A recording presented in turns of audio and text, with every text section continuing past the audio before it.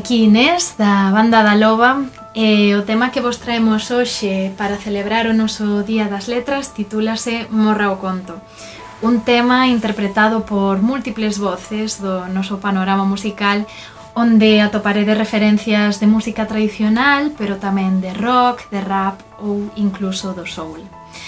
Na banda decidimos escoller este tema porque do mesmo xeito que queremos que morra o conto contra todo tipo de estereotipo negativo en contra da diversidade de corpos, tamén queremos que morra o conto contra calquera ataque en contra da diversidade de linguas, en este noso caso o galego.